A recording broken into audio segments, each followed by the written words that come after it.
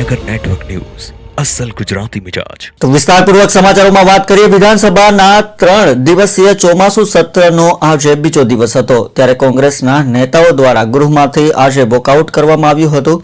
આજરોજ કોંગ્રેસના નેતાઓને ગૃહમાંથી સસ્પેન્ડ કરાયા હતા. તેમનું કહેવું છે કે એમને સસ્પેન્ડ કરવાથી લોકશાહીની હત્યા થઈ છે.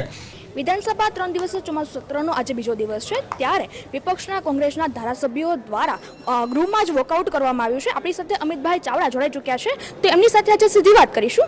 અમિતભાઈ ચાવડા, આજે તમારા દ્વારા ગૃહમાં વોકઆઉટ કરવામાં આવ્યું છે, કયા કારણોસર? વિધાનસભાનું 3 દિવસીય સત્ર ચાલે છે. આ લોકશાહીનું મંદિર છે ને પ્રજાના ચૂંટાયેલા પ્રતિનિધિઓ પ્રજાના પ્રશ્નો, સમસ્યાઓ, તકલીફો, ભ્રષ્ટાચાર, ગેરવહીવટ અહીંયા ઉજાગર કરી શકે એટલા માટે પ્રશ્નોત્તરીની જોગવાઈ છે. પણ સરકારે વધારે દિવસની નોટિસ આપીને જો સત્ર બોલાયું હોત તો આપણે અહીંયા તારાંકિત પ્રશ્નો રજૂ કરી શકત ને બધા જ સભ્યો એની વાત રજૂ કરી શકે. પણ એ પ્રશ્નોત્તરી ચર્ચાથી ભાગે છે એટલા માટે એણે ટૂંકી નોટિસથી સત્ર બોલાયું અને એના કારણે ટૂંકી મુદતના પ્રશ્નો પૂછવા પડે. આજે ટૂંકી મુદતના પ્રશ્નો પણ કોંગ્રેસ પક્ષ દ્વારા ગુજરાતના જે કરંટ ઇસ્યુઝ છે, જે લોકોની દર્દ, પીડા અને ભ્રષ્ટાચાર છે એના પૂછવામાં આવે. એ રાજકોટનો ગેમ ઝોનનો અગ્નિકાંડનો મુદ્દો હોય કે ગુજરાતમાં સાયકલની ખરીદીમાં 3.5 લાખ જે દીકરીઓ છે એને સાયકલો નથી મળતી ને કરોડોનું કૌભાંડ થયું છે. જમીનના કૌભાંડ હોય, મૂલસાણાનો જમીનનો કૌભાંડ હોય, ડુમસની જમીનનું કૌભાંડ હોય કે કચ્છમાં ગૌચરની જમીનના પ્રશ્નો હોય, આના પ્રશ્નો પૂછવામાં આવ્યા હતા. એ આદિવાસી યુવાનોની હત્યા થાય કેવડિયામાં એનો પ્રશ્ન પૂછવામાં આવ્યો. તો આખા ગુજરાતમાં જે યુવાનો સરકારી ભરતીની તૈયારી કરે છે, પરીક્ષામાં ગેરરીતિઓ અને ગોટાળા થાય છે, એની સામે જે આંદોલનો થઈ રહ્યા છે એના પ્રશ્નો પૂછવામાં આવ્યા હતા. ઠેર ઠેર જે ડ્રગ્સ પકડાઈ રહ્યું છે, યુવાધન બરબાદ થઈ રહ્યું છે, એના પ્રશ્નો પૂછવામાં.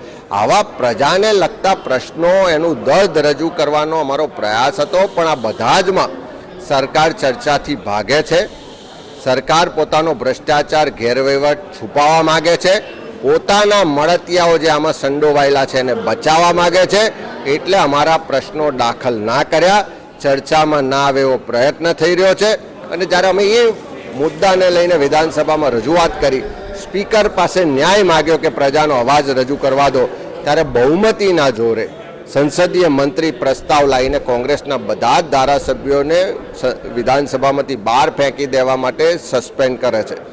એનો સ્પષ્ટ મતલબ છે કે આ લોકશાહીના મંદિરમાં પ્રજાના પ્રશ્નોની ચર્ચા નથી થતી.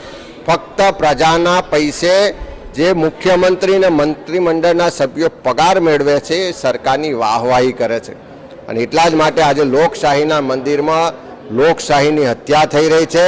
ભાજપનો ગેરવહીવટ, ભ્રષ્ટાચાર, મિલીભગત ખુલ્લી ના પડે, એમનો ભ્રષ્ટાચારની ચર્ચા ના થાય એટલા માટે કોંગ્રેસના સભ્યોને બહુમતીથી સસ્પેન્ડ કરવામાં આવે. પ્રશ્નોત્તરી બંધ રાખવામાં આવી છે, ત્યારે શું ભાજપના ધારાસભ્યોના પ્રશ્નો સાંભળવામાં આવે છે? આજે તમે જોયું હશે કે પ્રશ્નોત્તરીમાં 1 કલાકનો સમય ફળવાય, ફક્ત 2 જ પ્રશ્નો દાખલ કર્યા અને બે ભાજપના સભ્યોના પ્રશ્નો દાખલ કર્યા. આજના દિવસે ઓછામાં ઓછા અમારા સભ્યોના 16 પ્રશ્નો દાખલ કરવા પાત્ર હતા, નિયમ મુજબના હતા, પણ કોંગ્રેસનો એક પણ પ્રશ્ન દાખલ ના કર્યો.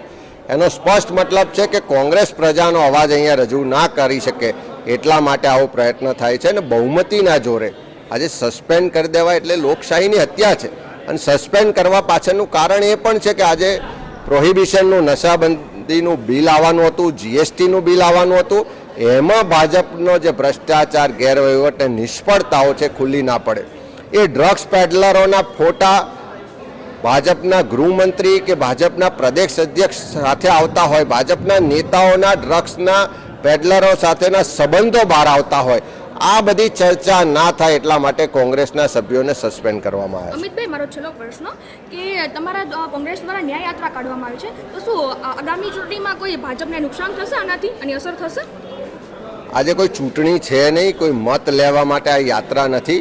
પણ ન્યાય યાત્રા એટલે શરૂ કરવામાં આવી કે રાજકોટમાં અગ્નિકાંડનો બનાવ બન્યો. 27 કરતાં વધારે માસૂમ બાળકો અને બીજા લોકોના મૃત્યુ થયા. એ પહેલાં પણ જે બનાવો બન્યા, મોરબીમાં બ્રિજની દુર્ઘટના થઈ, વડોદરામાં હોળી દુર્ઘટના થઈ, સુરતમાં તક્ષશિલા કાંડ થયો, અને આવા અનેક બનાવો બને છે.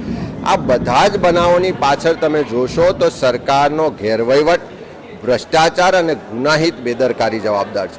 અને બધા જ બનાવોમાં જોશો તો ક્યાંક ને ક્યાંક ભાજપના લોકોનું કનેક્શન પણ બહાર આવી રહ્યું છે. તો આ લોકોનું જે તકલીફ છે, પીડા, દર્દ છે, એને આજે ન્યાય નથી મળતો. ન્યાય મેળવવા માટે પરિવારો દર ભટકી રહ્યા છે.